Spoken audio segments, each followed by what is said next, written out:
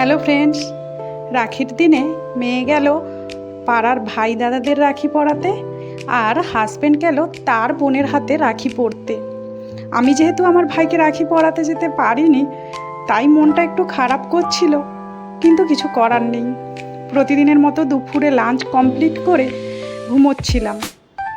হঠাৎ দেখি ঘন্টু ও ছোট এসেছে। ঘন্টু এসেছে তার দিদির হাতে রাখি পরতে, আর ছোট এসেছে তার দাদাভাইকে মানে আমার হাজব্যান্ডকে রাখি পরাতে। তাই একের পর এক রাখি পরানোর পর্ব চলছে। প্রথমেই পরিয়ে নিচ্ছে তার ঠাম্মি তার নাতনির হাতে।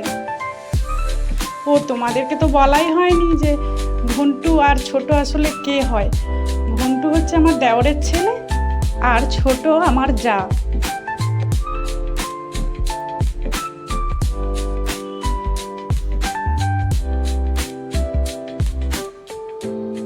তারপর ঘন্টুর দিদি ঘন্টুকে রাখি পরিয়ে নিচ্ছে, আর ঘন্টু দেখছে দেখো কেমন ভাবে।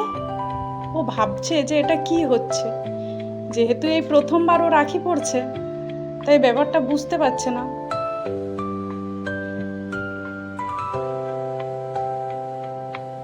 আর ওর দিদি ওই রাখিটা নিজে পছন্দ করে নিয়ে এসেছে ওর ভাইকে পরাবে বলে।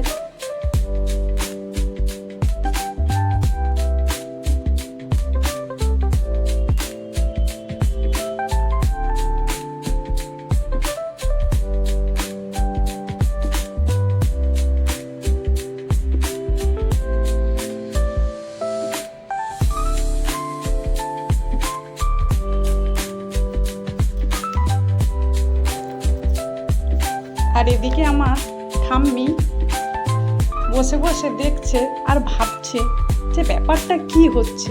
যত করলেও বয়স হয়েছে তো। তারপরেই ছোট আমার হাজব্যান্ডের হাতে রাখি পরিয়ে নিচ্ছে।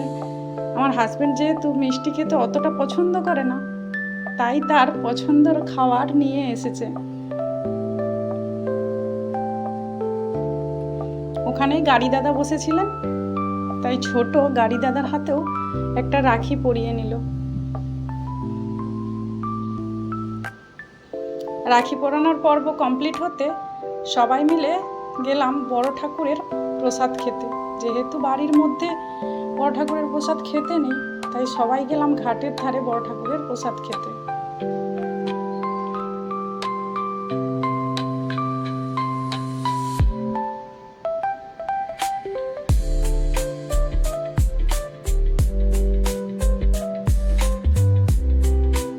সবার প্রসাদ খাওয়া হয়ে যেতে বাড়িতে এসে তার দিদি আর ভাই দুজনে মিলে একটু খেলা খেলে নিল।